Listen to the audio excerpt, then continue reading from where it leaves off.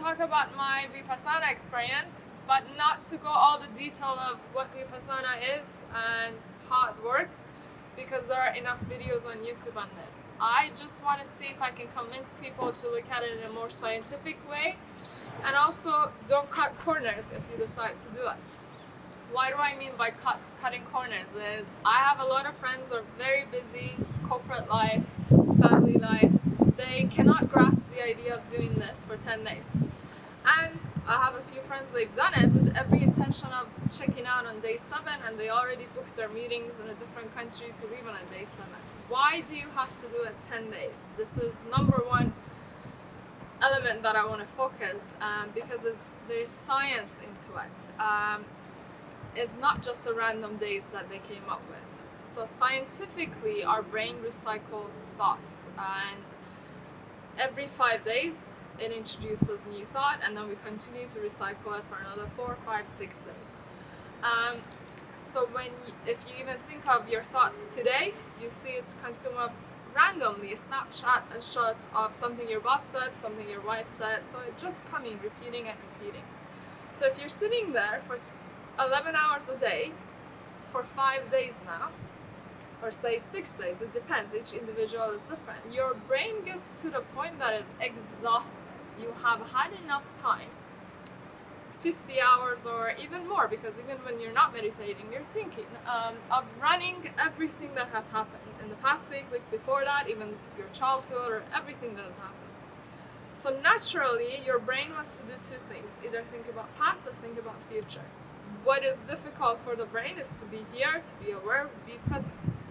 So on a day 5 or 6, your brain is so exhausted of thinking about the same repeating thoughts. And that's why we're not talking or communicating or making eye contact with anyone, because the purpose of Vipassana is to actually not have any new input, for you to be aware of what's going on in your brain. So since in this 5 days I have no new input coming to me, no communication, no eye contact, nothing.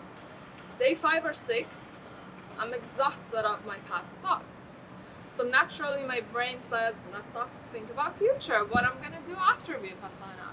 And all of a sudden that future is so far away, because that 5 extra days that I have till I finish Vipassana, it feels like another 5 months. It feels sometimes like a lifetime.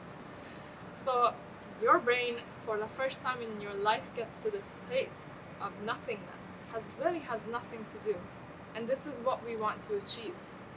That's why you shouldn't set it for 7 days, because then right away you're thinking about what you're gonna do, what you're gonna do after in 2 days, and that's it. You never reach what the program, the message it had to do. So there are days 5 or 6 that your brain is really pure, doing nothing but to observe and be aware. And once we tap into that, then later on it's so much easier to recall that for ourselves, to go to that space. So that's number one thing that I thought I wanted to discuss. Please don't cut corner. If you're going to Vipassana, do and be committed. And the first 3 days is tough, I'll give you that, but then the rest of it will change. You learn new technique. It's not just the silence meditation. The silence is only there for you to not have new input. And because you're learning, you don't even want to talk. You're so in depth of yourself and the things that you're learning. And for the first time, your brain realizes that it has to do what you're asking it to do. So I sat there and I wanted my brain to be in the present, and I finally achieved that. And that's a beautiful moment for everybody to achieve. So that's one thing. The other thing, I have friends that they say they have lower back problem, and they think if they go to Vipassana, sit there for 12 hours a day, because you're watching TV sitting down, you're eating your food sitting down. So if you really add all the hours, that's a lot of sitting. And they're saying that they're worried that it would have long-term effect on their disc, on their lower back, neck, or anything that there is. This is how I look at it. So for all of our lives, we are a slave to our body. And what do I mean by that? The minute my knee hurts, I stretch it. I change my position. The minute my back hurts, I'll do some yoga. I run to get to do some massage. But in Vipassana, my body was hurting and I wasn't doing anything about it. And exactly like a bad behaved child, when you want to teach a discipline, what do? You let them in that side, they cry, they bang in their feet, and they do all the thing, and it gets even worse than you could imagine until the kid stopped crying. So this is what my knee was doing. I ignored it for 3 days. It was vibrating, coming, it got to my lower back, I was ignoring it, came back to my neck, everything. So it was the screaming the loudest and the loudest to get my attention. So I would actually change position or do something about it. But at day 4, it realized that nothing is happening. Might as well stop screaming. And this is for everybody. You, not only that, with the techniques they teach you, you're able to remove the pain from your body, and that's beautiful. So I think for the first time in my life, and even in your life, hopefully if you do it, you realize that you can tell your body that you are the master and not the slave, and body will not tell you when to move, when to change position, and what to do. You'll do when it's right for you. And please don't worry about long-term damage, because there are other ways and schools of thoughts here. If you're doing this for yourself, to removing a lot of extra energy, emotion that you hold on, you were not even aware that you were holding on in your body. All of those in these 10 days is gonna come out, you're gonna release it. Can you imagine how much more room you have in your body for healing? So let's say you have a lower back now, lower back pain. Now you got rid of all the extra unnecessary emotions that it was in your body.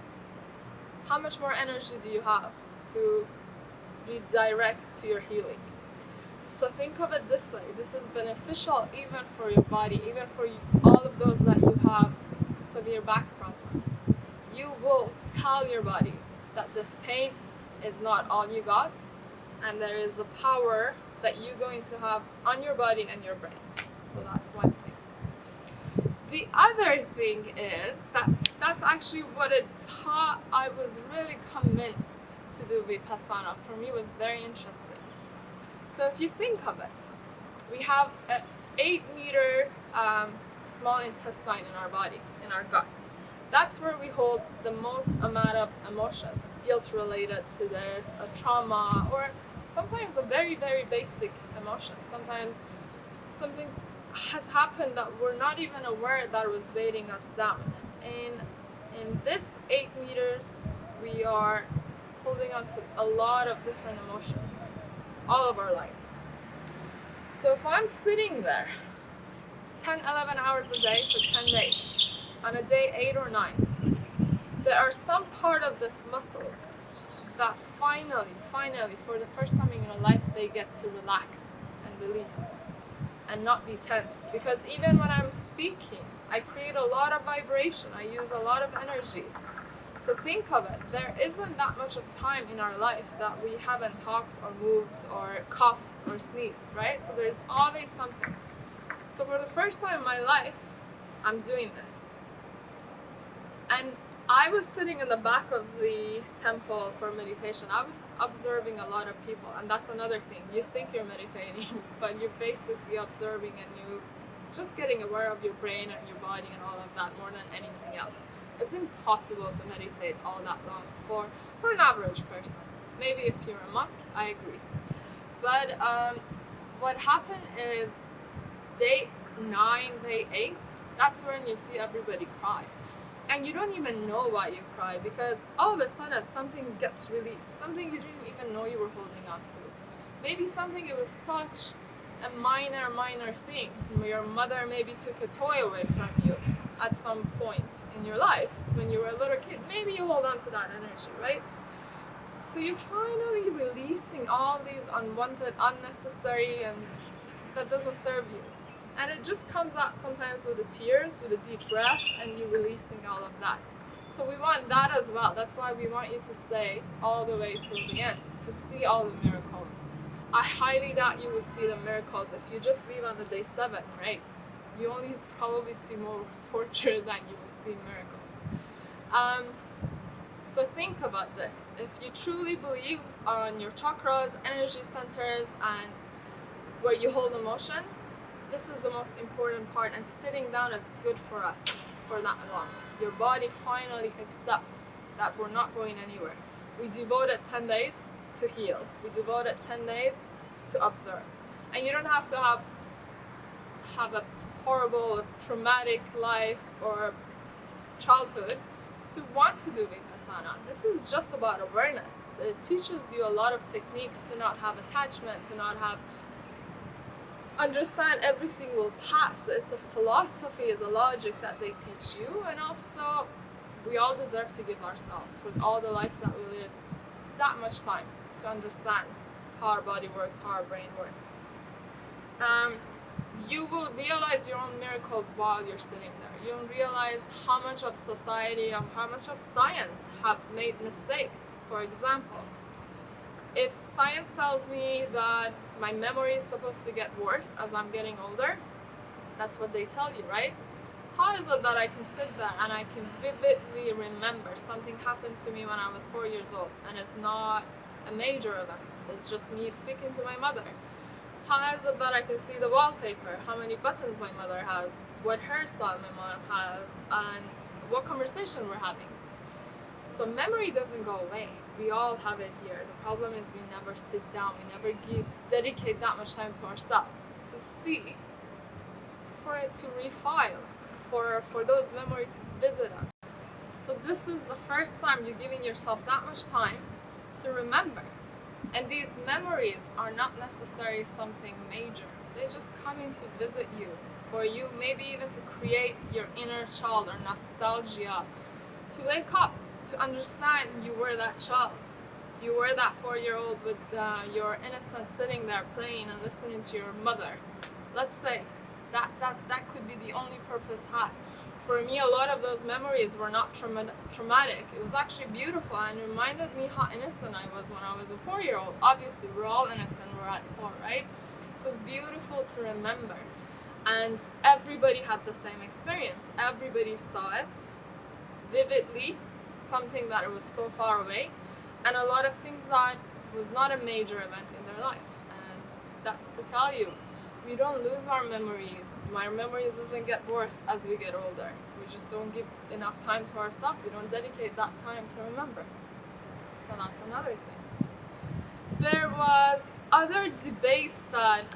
one debate that I always had with this the whole time that I was there. One of the rules is for you to not read or write, because I understood reading is another way of input. So I'm more than happy to not read.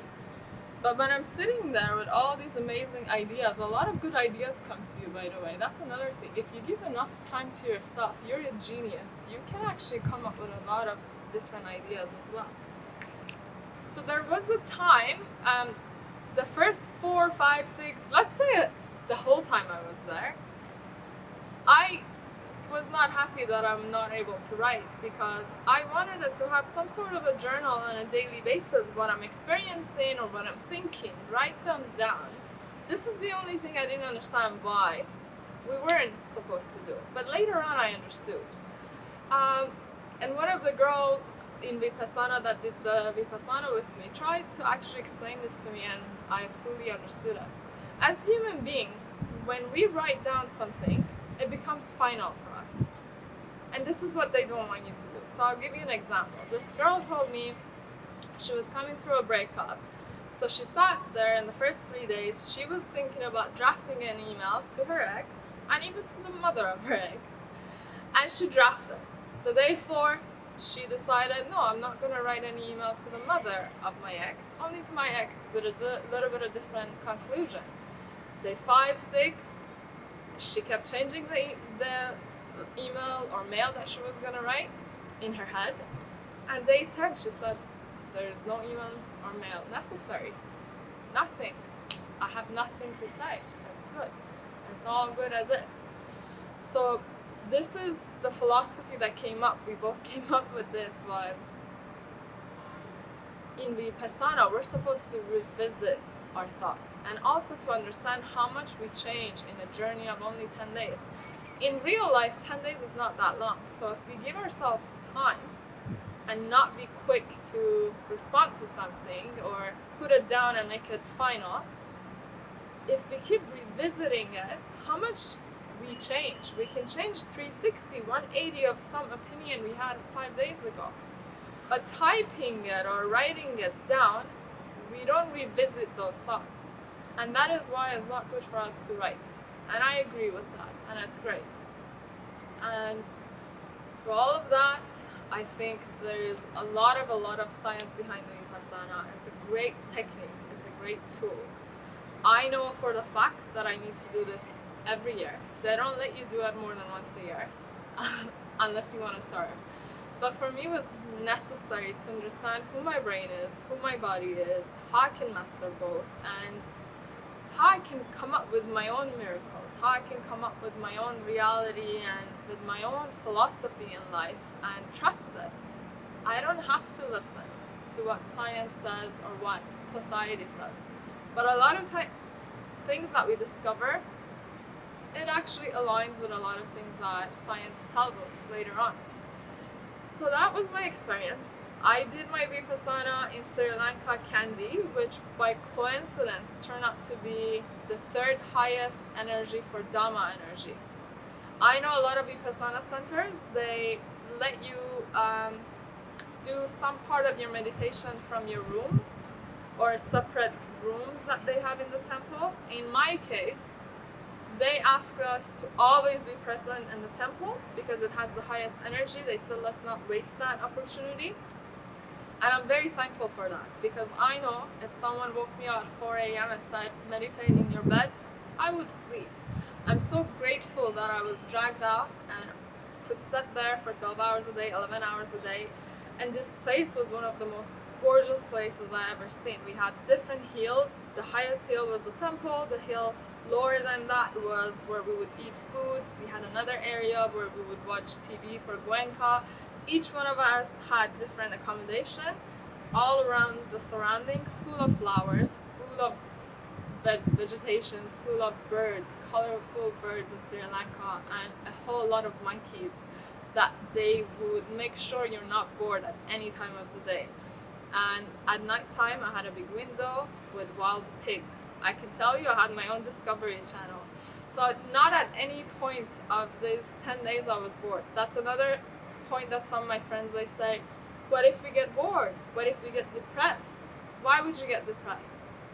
You going down inside your body, you accessing your own oceans, your own jungles, your own flowers, your everything that we see outside, we have it all in. You going inside, discovering that. Why would that be boring? Why? And if you think it's gonna be boring, my suggestion is do it in countries that they have so much nature, because nature will always surprise you and keep you entertained. That's it. I hope with this video I can help you in your decision making of going to Vipassana. That's all I want to do for my own karma. Thank you.